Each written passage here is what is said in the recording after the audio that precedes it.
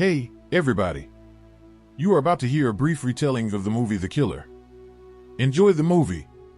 Having failed in his assignment, an assassin kills all the people involved in the order. The action of the movie begins in Paris, in a rundown apartment where the nameless assassin is at ease. The assassin waits for several days for his victim, admiring the beauty of the city from the window, listening to music, doing yoga, and having conversations. Once in a while he goes out disguised as a tourist to stock up on food and chat on the phone with his superiors. The killer warns he'll wait a couple more days before calling it off. The target never showed up. After the conversation, the disposable smartphone is crumpled by the powerful heel of the rugged man so that no one can trace the signal. Back at the hideout, the assassin views passers-by through the prism of a telescopic sight. In it, people seem less annoying. In the evening, the man is packing his sniper rifle when he suddenly hears footsteps outside the door and the rustling of a key in the keyhole. Grabbing the weapon, he sneaks to the entrance. The door opens and the letter carrier lazily throws a stack of mail through the crack and leaves, without getting a welcome piece of lead to the head. Without waiting for his target, killer goes to sleep on a window-level table. From time to time, he wakes up to make sure no one has entered the house across the street. On one of these awakenings, he notices a commotion. The maid is preparing the room for check-in. Time to work, the killer realizes, and reassembles his rifle. Leveling the table at a convenient height for shooting, killer waits for the object. The one appears in the company of a girl of low moral principles, but high financial rates. Killer carefully prepares for the shot, burying drops in his eyes, equalizing the pulse with breathing techniques. The killer watches through the lens of the scope, waiting for the right moment. The chance comes when the dominatrix walks out to the client. The killer aims for the head, pulls the trigger. The bullet flies and nails the prostitute who made a careless step, not reaching the right head. Realizing that the task has failed, the killer promptly leaves the lair. Downstairs, wearing a helmet for disguise, he unbuckles his moped and rides away, trying not to meet the police cars that swarmed like flies on honey. Pirouetting through the Parisian streets, the man gets rid of the weapon, dumping it in various places, including the back of a garbage truck. Having wandered through narrow alleys enough, the mercenary leaves the moped and goes on foot, throwing his helmet into the river. In the nearest public restroom, he washes himself thoroughly to wash off the smell of gunpowder gases and changes into clean clothes. Then he goes to the airport, throwing the last gun into the trash at the entrance, having previously sprayed it with a special spray. Noticing police officers with a dog near the check-in desk, the man goes to the restroom and washes himself thoroughly once again. After checking in, he calls his boss on his disposable cell phone for further instructions, but there are none. Having stomped on the device in the toilet, the killer waits for boarding. Already in the cabin, he notices a suspicious passenger in dark glasses. Later, he sees him at the customs control, a very suspicious coincidence, as if they were not on the same flight.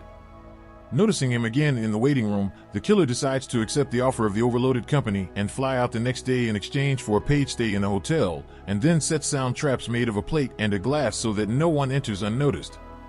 He spends the night sitting in a chair with a knife on the nightstand. The next day, having waited for no one on his soul, the man goes to the Dominican Republic, where he has a secret hideout on the ocean. When he arrives at the address, he notices boot prints and a mountain of cigarette butts at the entrance. Someone was sitting in ambush and grabbed a gun from the glove compartment. The killer carefully runs to the house, fearing that the uninvited guests are still waiting for him. Inside the bungalow, he finds signs of a struggle and bloodstains, but does not find his girlfriend. Having found out on the phone that she is in intensive care, killer runs to the hospital. There sits the girl's brother, who tells everything he has learned from his sister. The attackers were two men and a woman. Their purpose was not robbery at all. The victim managed to stab the man in the leg and run into the woods. There she spotted a green cab in which the attackers left. The killer stays with his girlfriend in the ward. The doctor says that the girl's condition has stabilized so that she is moved to a private clinic. The killer gives the doctor money, but she doesn't take it. When the girl comes to her senses, she confesses that the attackers were looking for him, but she did not tell them anything. Right after that, the killer turns on John Wick mode and digs up a special safe in the garden, full of all sorts of interesting things. He packs a suitcase with a bunch of fake documents, weapons, and clean clothes. After which he sets off on a hunting trip. Driving around the city, killer tracks down a green cab. The search leads to the right cab park, where he breaks in at night, threatening the guard with a gun. Using a computer with an interface straight out of Fallout, the killer learns the name of the driver who took the order at the time of the attack. Grabbing his file and some change from the cash register to fake a robbery, the man leaves. In the afternoon, he sends a package to the driver's name to see who will pick it up from the taxi stand. Having noticed the boy, the killer later gets into his car disguised as a passenger. During the ride, he pulls out a gun. The cab driver gives him his wallet, believing it's a simple robbery, but the passenger wants information about who he brought to his house. The driver tells him about a couple, an older woman and a muscular jock. Having learned all that is necessary, killer orders to turn under an overpass where they put a bullet in the back of the driver's head in cold blood. Then he goes to the airport where he flies to New Orleans under another assumed name. There he rents a van under a different name, indulging on the way in memories of how a certain Professor Hodges convinced a young law student to go to the dark side. For the money, the cookies, and the chance to nail people. In a rented van, the killer goes to one of his warehouses where he keeps an arsenal and a bunch of ancillary items, like fake license plates. Next stop on the journey, a host goods store where he stocks up on trash cans and other tools. Dressed as a garbage man, killer is on duty outside the office of his boss, Professor Hodges. He sees Dolores' secretary going to work. The killer enters the building disguised as a janitor, along with a mail carrier to keep his face hidden. He walks through the door with him on the right floor. Killer counts the number of seconds it takes to close the door to Hodges' office. When the courier comes out, he manages to grab the door and walk inside. Dolores immediately recognizes him and understands that he came not to drink tea. The mercenary orders to tie up the boss and to fasten herself with a clamp in the restroom. The killer needs the contacts of the customer of the failed assignment and the cleaners who tried to eliminate him. Using a pneumatic nail hammer, he destroys 2 of Hodges' laptops where data on the illegal work was stored. He then puts 3 nails in his boss's chest, reminding him that he will soon die if he doesn't get help. But if Hodges gives up the customer, he uses his mutant magnetism to pull the nails out and call an ambulance. The boss, however, holds onto a carefully placed newspaper, bleeding to the last. When he draws his last breath without saying anything, the killer drags a trash can to remove the body. Then he goes to the restroom where Dolores pops a pack of pills hoping to fall asleep quickly, but miscalculates the dosage. The secretary offers him a deal. She'll give him her clients and executors, and he won't hide her corpse. Then the kids can get insurance, which won't happen if she goes missing. He accepts. They go home with Dolores where the killer rummages through a file cabinet until he gets 3 cards with 3 names on them. 2 co-workers, 1 customer. Leaving the room, the killer breaks a woman's neck in front of the stairs, faking an accident. Then he returns to the warehouse where he methodically dismembers Hodges' body. Later, while taking a ferry, the man carefully dumps a bucket overboard with his boss's severed fingers and teeth. Without them, the body is much harder to identify, and he buries it in a deserted place. After spending the night in a cheap motel, the killer thoroughly washes off all the evidence at a self-service car wash. He then returns the car to the rental company. Under a new identity, he rents another car and heads to Florida, to the first of 3 addresses. As he drives by, he sees the target training a pit bull in his yard. Killer makes a simple plan. He stocks up on ground beef, sleeping pills, and a bottle of beer. Then returning to the target's house, he takes a nap in the car until the evening, when friends arrive to pick up the target. After following them to the casino, the killer notices that the target is limping, a knife wound from a friend. After waiting for the target to return, the killer follows to put the plan into action. After waiting a while, he goes to the fence to attract the attention of the dog, who throws over the fence stuffed with sleeping pills. After waiting for the barking to subside, killer sets out. He cautiously sneaks into the house looking for a rival, but the rival finds him before he does. A fight ensues in which the firearm is quickly found on the floor and rolled under the bed.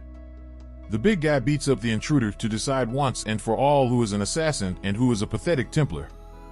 The assassin has to run all over the house, beating him off with improvised objects. He almost succeeds in strangling the target, but he insidiously falls on his back, crushing him with his own weight. An iron poker comes into play, a somewhat equalized weight class, but even so the guest cannot win. The host throws him to the floor, nails him with an upturned table, and grabs the barrel. In a deft move, the killer pushes him onto the wooden table leg with his heel. Just like an unconventional vampire. The guest takes advantage of the hiccup and hides behind the kitchen cabinet. Distracted by a discarded shredder, the killer runs to the bedroom where he dropped his gun. The wounded thug follows him, but finds a bullet through the closed door, followed by Killer, who comes out to make a control shot in the head. Professionals have their own standards. The sound of the gunshot is a sleeping pit bull. The animal rushes into the house where he sniffs the owner, realizes what's going on.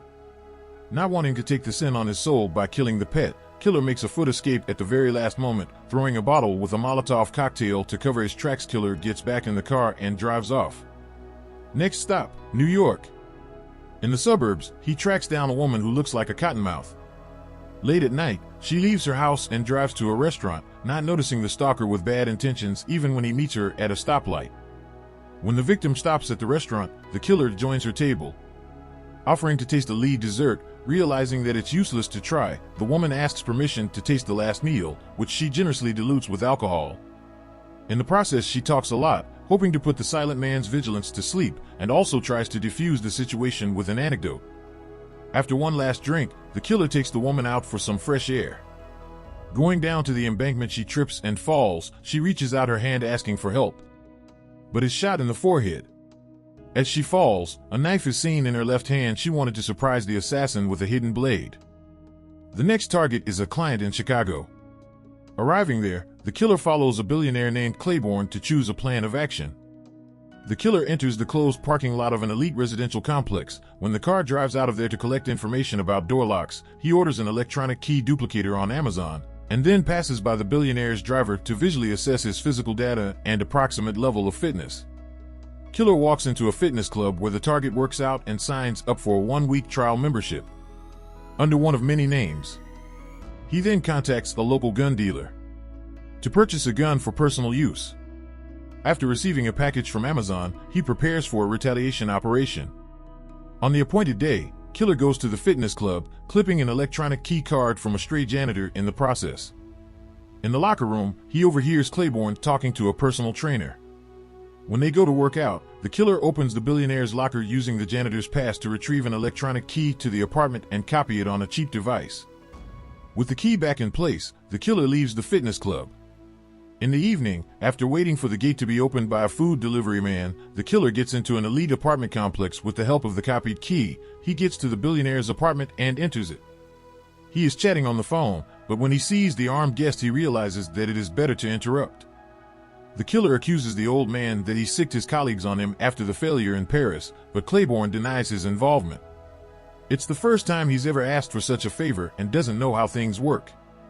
According to him, Hodges himself offered to fix it, without specifying how exactly, as there is no personal disagreement between them. For some reason, the killer decides to let the customers live, but reminds them that if the billionaire sends his mercenaries after him, he'll come back and punish him severely. The killer returns to the Dominican Republic, where he lives with his girlfriend, slowly getting used to his well-deserved retirement. At least until the sequel, where the movie ends.